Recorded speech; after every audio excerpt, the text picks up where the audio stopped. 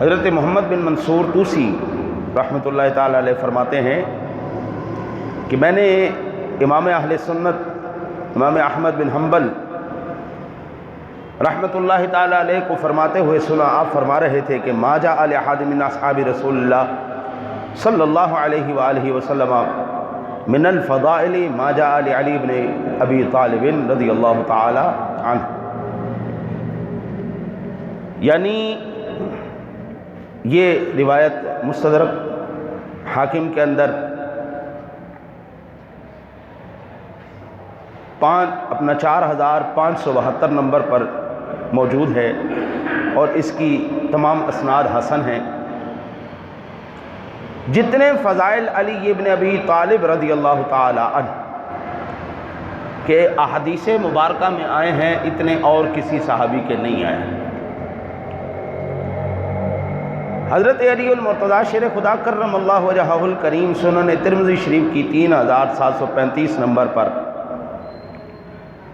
حدیث پاک ہے جو صحیح الاسناد ہے، اول من اسلم علی، سب سے پہلے مسلمان ہونے والے حضرت علی ہیں۔ یہ جو آیہ مبارکہ میں نے تلاوت کرنے کا شرف حاصل کیا ہے، سیدنا سعد ابن ابی وقاص رضی اللہ تعالیٰ عنہ بیان کرتے ہیں، لما نزلت هذه الآیہ فقل تعالوا ندعو ابناءنا وابناءکم دعا رسول اللہ صلی اللہ علیہ وسلم علیا وفاطمہ وحسنا وحسینا فقال اللہم هؤلاء اہلی۔ جب آیہ مباہلہ، اس کو کہتے ہیں آیہ مباہلہ، جب اللہ وحدہ لا شریک نے یہ آیہ مبارکہ نازل فرمائی،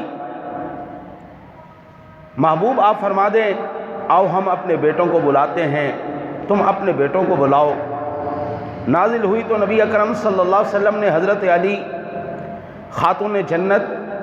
حسنین کریمین کو بلایا اور فرمایا اے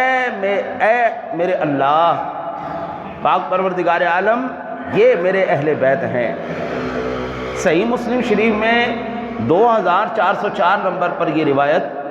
موجود ہے۔